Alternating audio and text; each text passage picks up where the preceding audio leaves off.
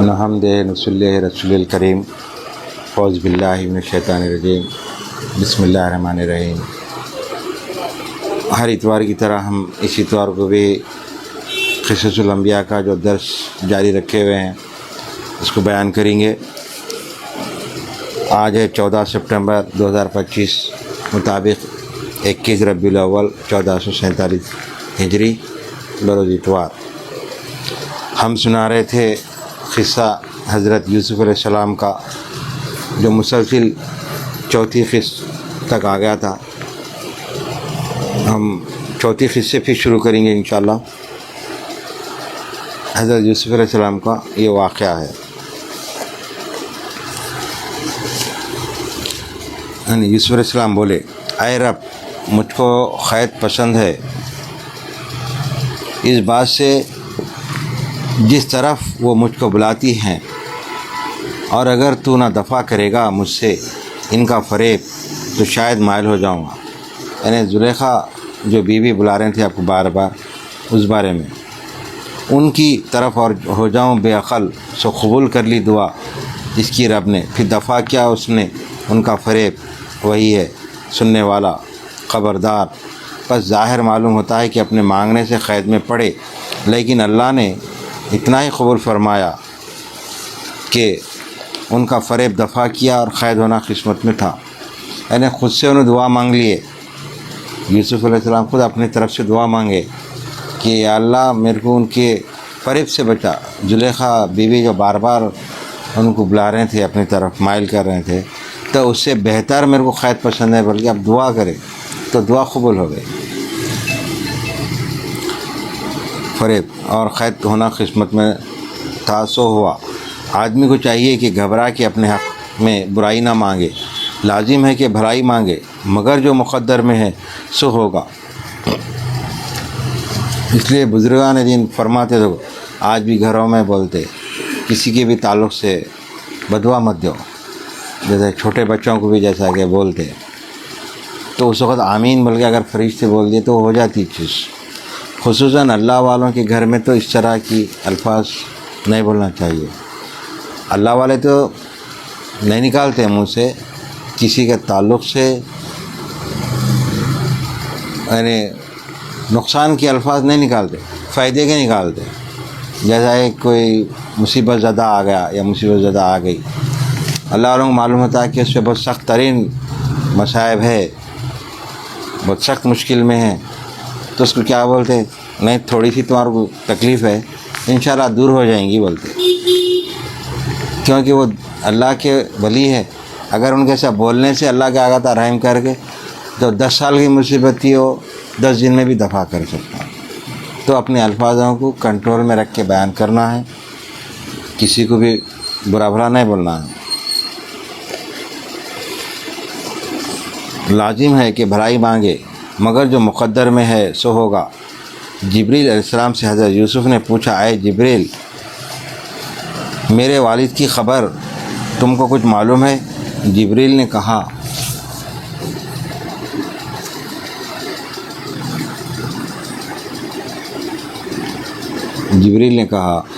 گھر میں بیٹھے ہوئے غم کرتے ہیں اور روتے روتے آنکھیں جاتی رہیں۔ یعنی یوسف علیہ السلام جبریل امین سے پوچھ رہے ہیں کہ میرے والد کا کیا حال ہے۔ والد کون ہے؟ یعقوب علیہ السلام ہے، جو بھی وقت کے پیغمبر ہے آپ بھی، تو کیا ہے ان کا حال بول تو سنا رہے ہیں۔ وہ گھر میں بیٹھے بیٹھے بہت غمزدہ ہو گئے، روتے روتے ان کی آنکھوں کی بینائی چلے گئی۔ رات دن عبادت کرتے ہیں اور یہی کام ہے۔ پھر پوچھا کہ حق تعالیٰ نے، یعنی محبت میں، اولاد کی محبت میں ماں باپ کو جو ہوتی وہ بیان نہیں کر سکتے، ماں اور باپ کی جو محبت ہوتی ہے اولاد کے لیے بیان نہیں کر سکتے، تو آپ روتے روتے آنکھوں کی بینائی چلے گئی اور اس عبادت میں لگے رہے۔ پھر پوچھا کہ حق تعالیٰ نے میرے باپ کو اس میں کیوں مبتلا کیا ہے؟ کہا کہ تمہاری محبت نے ایسا کیا ہے، خدا کو پسند نہیں کہ اپنے خالق کو چھوڑ کر مخلوق کی یاری و مددگاری مانگے۔ یعنی اللہ کیا چاہتا کہ بندہ میرے سے ہی محبت کرے۔ ایک بندہ اپنی بندے سے محبت کرے تو اللہ کو یہ ناگوار گزرتا، جبکہ انہوں پیغمبر ہے۔ تو ایک ولی کے لیے بھی احکام یہی ہے کہ شدت سے کسی کی محبت کو مت رکھو دل میں، شدت سے مت رکھو، کیونکہ جو چیز شدت سے محبت کرتے وہ جدا ہو جاتی چیز، جتنی شدت سے محبت کریں گے وہ دور ہوتی، اس لیے جو اللہ پھر آزمانے لگ جاتا، بولتا یہ بندہ میرے سے محبت کرنے کے بجائے اس سے کر رہا، تو اعتدال میں رکھو۔ سرکار دو عالم وسلم کا بھی ارشاد ہے، محبتوں کو نفرتوں کو بھی اعتدال میں رکھو، کسی سے شدت سے محبت مت کرو، کسی سے شدت سے نفرت مت کرو، کیونکہ شدت سے محبت کرنے سے توازن میں رہتے، اور شدت سے نفرت کرنے سے دونوں میں جھگڑا ہو کے نقصان ہو جاتا، تو اس لیے اعتدال کی چال رکھو۔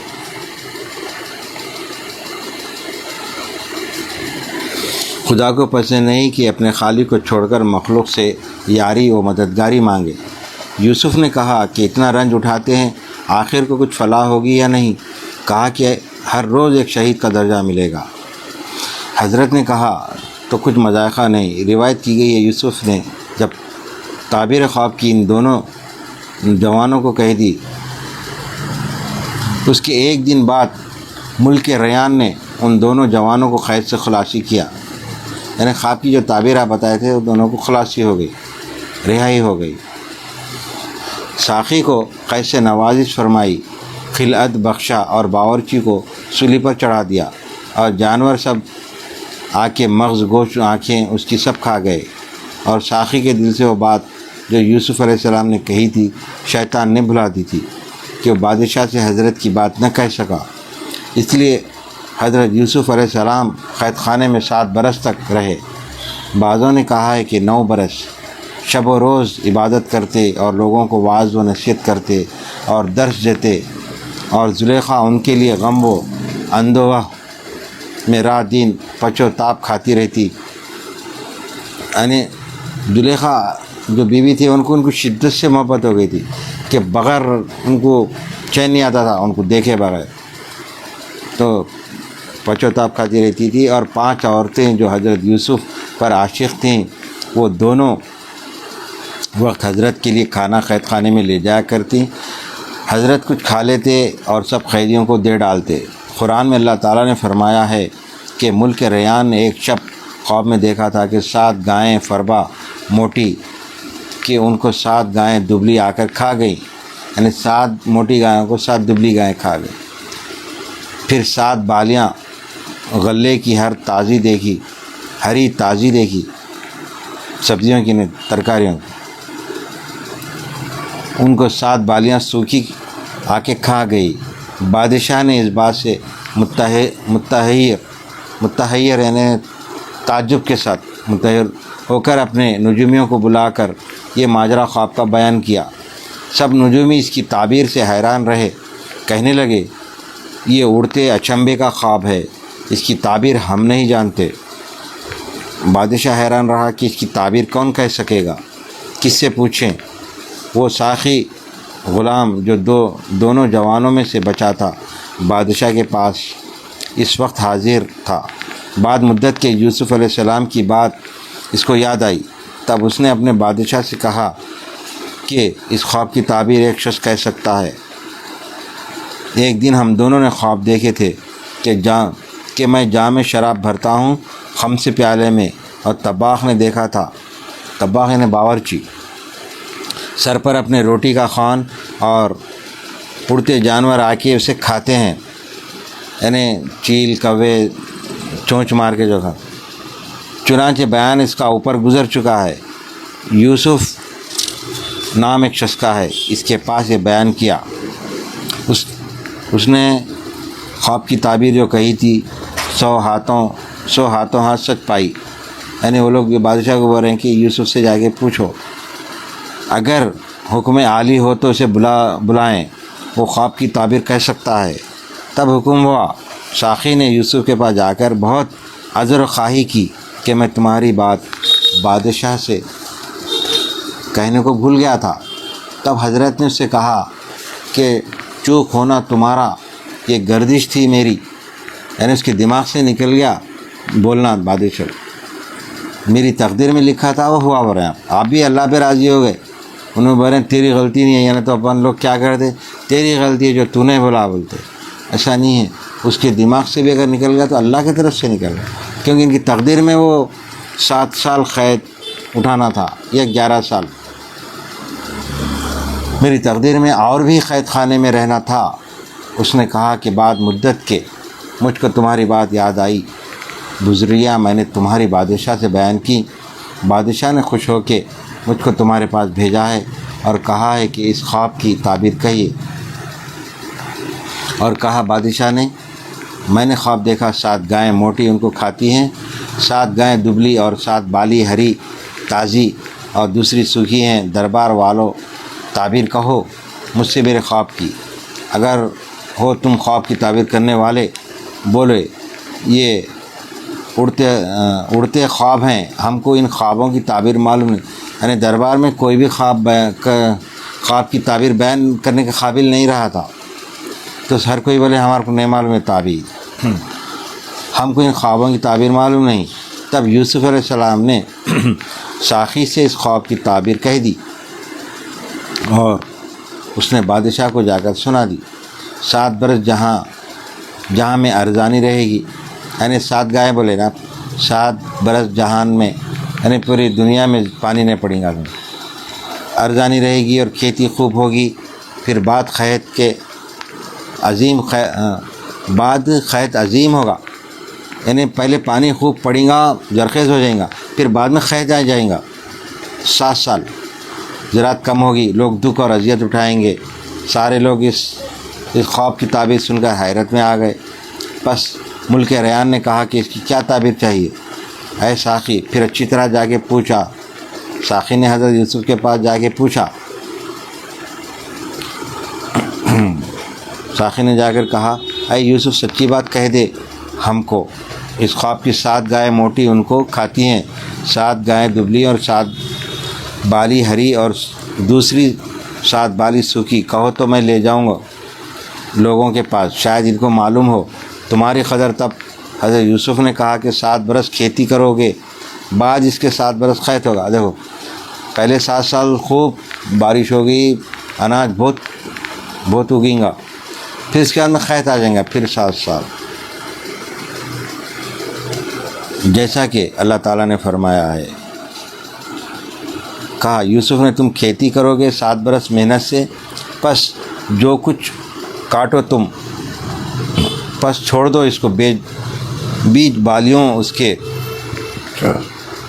کہ مگر تھوڑا اس میں سے جو کھاؤ تم، پھر آئیں گے اس کے پیچھے 7 برس سختی کے، کھاؤ گے جو رکھا تم نے ان کے واسطے، مگر تھوڑا جو روک رکھو گے، پھر آئے گا اس کے پیچھے 1 برس، اس میں منیاں پائیں گے۔ منیاں مطلب چھوٹی جو ہلکی سی بارش ہو میں منیاں پائیں گے لوگ، اور اس میں نچوڑیں گے، یعنی رس نچوڑنا شراب سازوں کے واسطے کہا۔ 7 برس کا غلہ ذخیرہ بالیوں میں خوشوں میں رکھا، تا زمین گل نہ جاوے اور کیڑا نہ لگے، یعنی کچھ ایسے انداز میں رکھے غلے کو زمین کے نیچے کہ اس میں کیڑے نہیں لگے جیسا۔ یہ حکمت بھی یوسف علیہ السلام بتائے۔ جب تک پورا پڑھے، پس ساقی نے جو تعبیر خواب کی حضرت یوسف سے سنی، ملک ریان کو جا کے سب سنا دی، اور مصر کے لوگ سن کے حیرت میں آ گئے۔ تصدیق کی بادشاہ نے اس کو اور پسند کیا کہ یہ شخص عقل مند، دانا، قابل وزارت کے ہے۔ بعد ساقی سے پوچھا کہ وہ شخص کیسا ہے اور اطوار اس کے کیسے ہیں؟ ساقی بولا وہ عقل مند، صالح اور صفتیں اس کی بیان سے باہر ہیں۔ عزیز نے اس کو ملک ابن زعز میں سوداگر سے مول لے کر بطور غلام، عزیز مصر جو بادشاہ تھا اس کا نام ہے عزیز، نے اس کو ملک ابن زعز سوداگر سے مول لے کر بطور غلام اس کے اپنے گھر رکھا تھا۔ بادشاہ نے پوچھا اس کو قید میں کیوں رکھا ہے؟ بولا وہ شخص کہتا ہے کہ میں کسی کا غلام نہیں، بھائیوں نے مجھے حسد اور دشمنی سے بے گناہ مالک ابن زعز کے پاس بھیج ڈالا۔ اور اسی طرح احوال یوسف کا بادشاہ کے پاس کہ یوسف کیسا آدمی ہے اور خوب خصلت اس کی کیسی ہے، ساقی نے بیان کیا کہ بادشاہ نے سن کر بہت تعجب کیا اور قید خانے کے امین اور داروغہ کو بلا کر پوچھا کہ یوسف کیسا آدمی ہے اور خوب خصلت اس کی کیسی ہے، تم جانتے ہو؟ انہوں نے کہا کہ ایسا جوان خوبصورت پیدا نہیں ہوا ہے، بلکہ ایسا دیکھنے میں نظر نہیں، وہ مثل ماہ شب 4 دہم کے ہے، شب و روز دعا و تسبیح و تحلیل و عبادت میں مشغول رہتا ہے اور تمام بندیوں کو درس و تدریس دیتا ہے اور لوگوں کے غم خواری کرتا ہے، جتنی چیزیں اس کے لیے کھانے کو آتی ہیں سب محتاج اور فقیروں کو دے ڈالتا ہے، وہ کچھ نہیں کھاتا اور کسی کو آذر نہیں دیتا، آذر یعنی تکلیف، وہ پیغمبر زادہ کہلاتا ہے۔ تب بادشاہ نے پوچھا اس کا کھانا پینا کون دیتا ہے، کہاں سے آتا ہے؟ وہ بولا کبھی کبھی زلیخا اور مصر کی 5 عورتیں محبت سے مخفی بھیجتی ہیں، لیکن وہ جوان قبول نہیں کرتا، کچھ نہیں کھاتا۔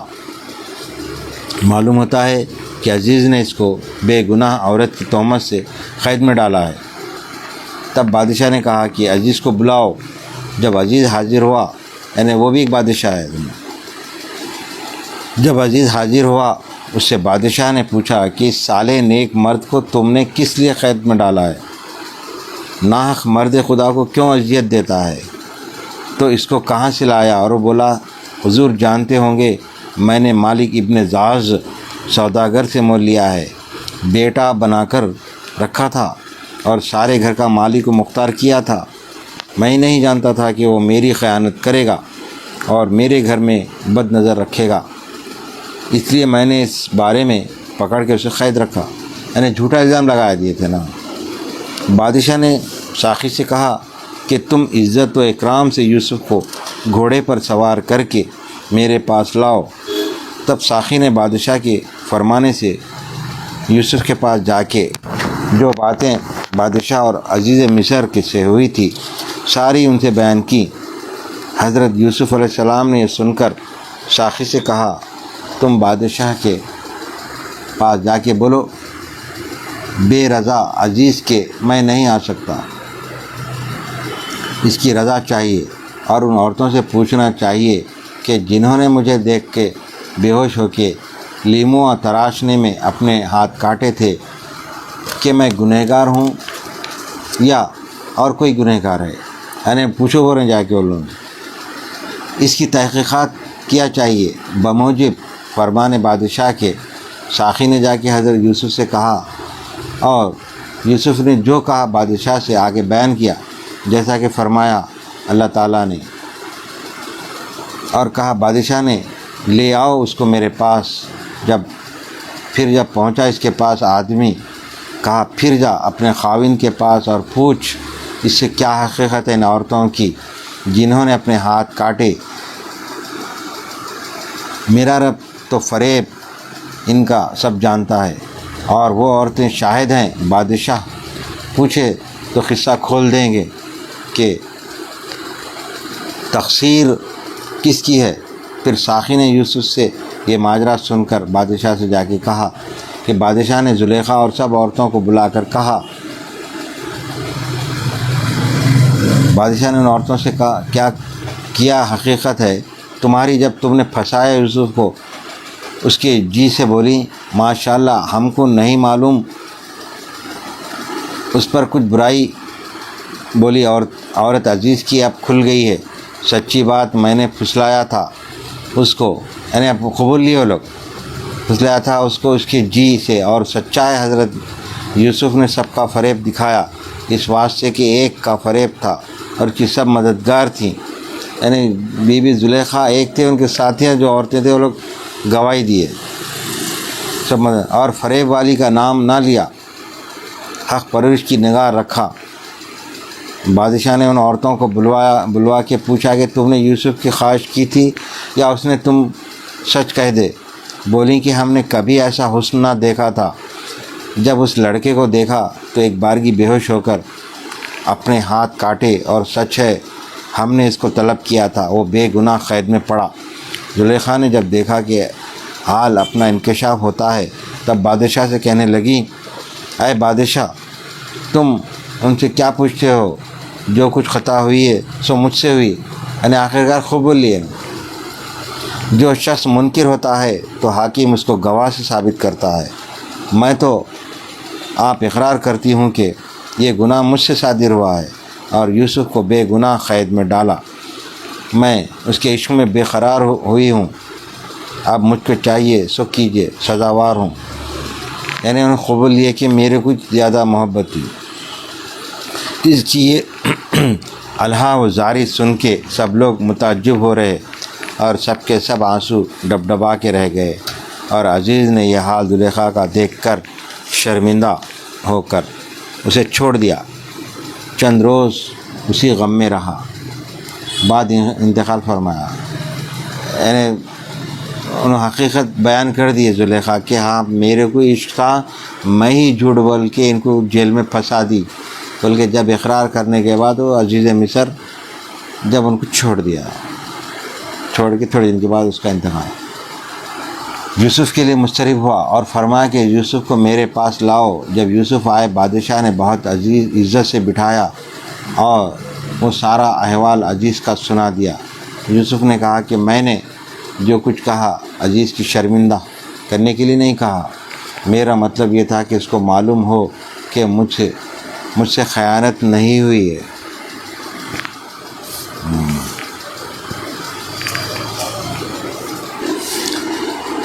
یوسف نے یہ تحقیقات اس بات سے کی ہیں تاکہ جانے خاوند اس کا عزیز یہ کہ میں نے خیانت نہیں کی، اس کی غیبانہ اور تحقیق اللہ نہیں مطلب کو پہنچاتا۔ خیانت کرنے والوں کو خبر ہے کہ جس وقت یوسف نے کہا کہ میں بے گناہ ہوں، خیانت نہیں کی، اس وقت جبریل وہاں تھے اور کہا کہ یا یوسف، ترجمہ نہیں پاک کہتا میں اپنی جان کو تحقیق جی البتہ حکم کرنے والا ہے 7 برائیوں کے، مگر جو رحم کرے پروردگار میرا تحقیق، پروردگار میرا بخشنے والا مہربان۔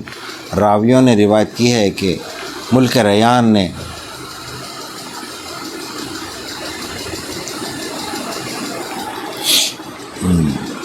ہم تھوڑا آگے کا بولنا بھول گئے۔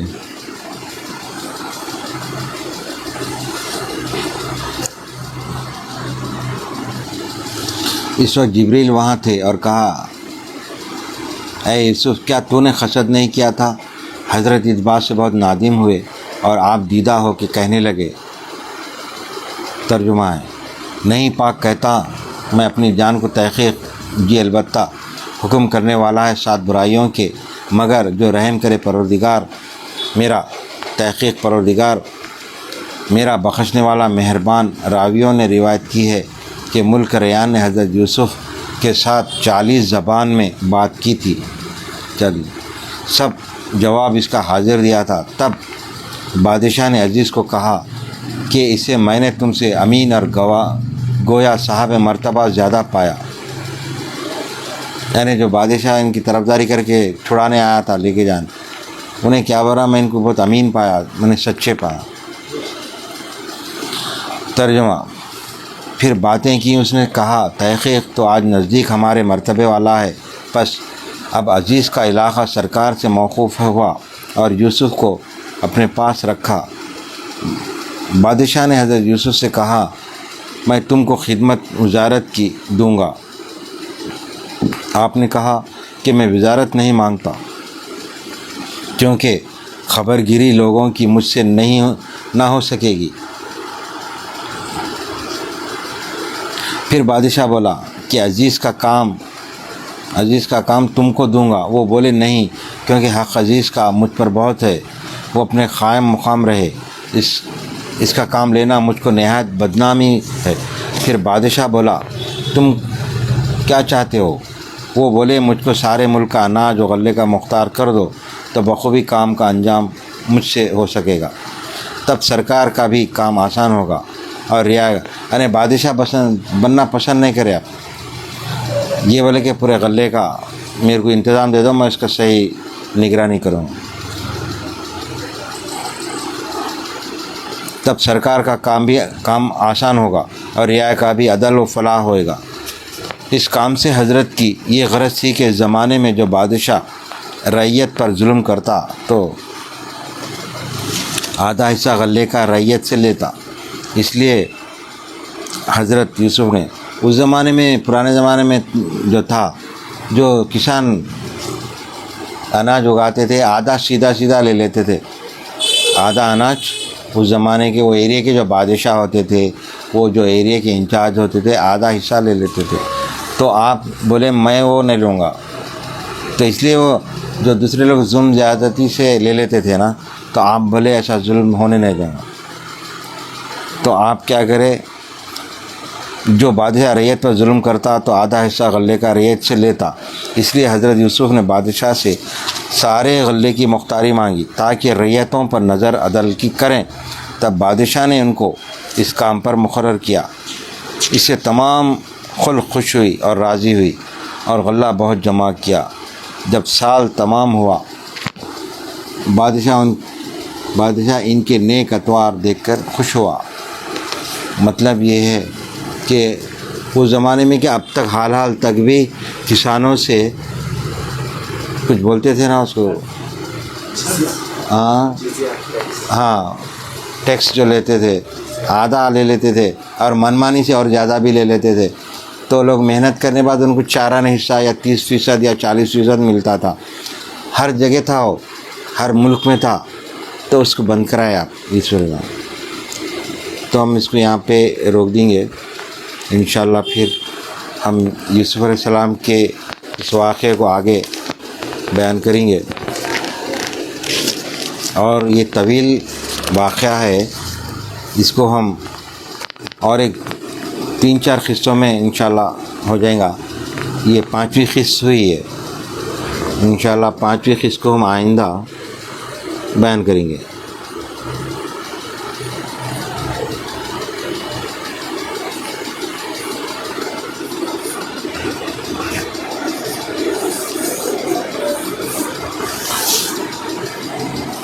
اللہ سے دعا کرتے ہیں، اے پاک پروردگار، ہمارے تمام صغیرہ کبیرہ تمام گناہ کو معاف فرما. سیدھے راستے پر چلا میرے مالک، ہم تمام کو ان راستے پر چلا جس پر تیرا انعام ہوا، اور ان کے راستے پر مت چلا جن پر تیرا غضب ہوا. ہم کو ہمیشہ سرکار دو عالم صلی اللہ علیہ وسلم کے سنتوں پر چلنے کی توفیق عطا فرما. اہل بیت اطہار سے ہمارے دلوں میں محبت کو قائم و دائم رکھ. ہماری نسلوں در نسلوں تک بھی اہل بیت اطہار کی محبت کو قائم رکھ. اور آج جو درس دیے ہم حضرت یوسف علیہ السلام کا، یہ تمام لوگوں کو سمجھنے اور سننے کی توفیق عطا فرما. اور اس سے ہم کو ایک سبق ملتا ہے، اس پر عمل کرنے کی ہمارے کو توفیق عطا فرما.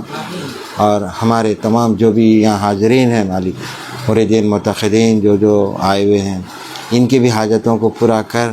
ان کے بھی جو کام رکے ہوئے ہیں وہ کاموں کو پھر سے جاری کر دے.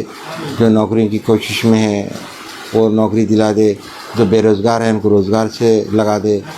جو پریشان حال ہیں ان کی بھی پریشانی دور فرما. معاشی طور پہ جو لوگ پریشان ہیں مالک، ان کے بھی پریشانی دور فرما، خوشحالی عطا فرما. اور ہر بلا سے ہم تمام کو محفوظ رکھ. حاسدین کی حسد سے، دشمنوں کے شرور سے ہم تمام کو محفوظ رکھ. اور جو بچیاں شادیوں کے لیے بیٹھے ہمارے، ان کی شادیوں کے انتظامات کر دے. جو میاں بیوی میں نا اتفاق ہیں چلے مالک، ان کے نا اتفاق کو دور کر کے محبتوں میں تبدیل کر دے. اور ان کو آپس میں جوڑ کے اور ملا کے رکھ. اور جو بیمار ہیں، جو بزرگ کئی گھروں میں بیمار ہیں، ان کو صحت کلی عطا فرما. جب تک ہم تمام کو حیات دیا مالک، ایک اور نیک بنا کے رکھ. تیری عبادت کرنے کے قابل بنا. ہاتھوں پاؤں میں طاقت دے اور تیری عبادت کرنے کے قابل رکھ ہمارے. اور مرنے دم تک مالک ہمارے منہ سے کلمے کو جاری رکھ اور ایمان پر قائم رکھ. ہمارے ایمان کو بگڑنے سے بچا کے رکھ. دشمنوں کے شر سے، شیطان مردود کے شر سے ہم تمام کو محفوظ رکھ. ہماری دعاؤں کو قبول اور مقبول فرما. ہمارے جتنے مرحومین بزرگ گزر چکے، ان کو جنت الفردوس میں اعلیٰ مقام عطا فرما. اور جتنے حاضرین ہیں، ان کے بھی جو مرحومین گزر چکے، ان لوگوں کو بھی جنت الفردوس میں اعلیٰ مقام عطا فرما. ہم تمام کی مرحومین کی خبروں کو نور سے بھر دے بفضل سبحانک رب العزت عما یصفون والسلام علیکم والحمد للہ رب العالمین بإخلاء اللہ.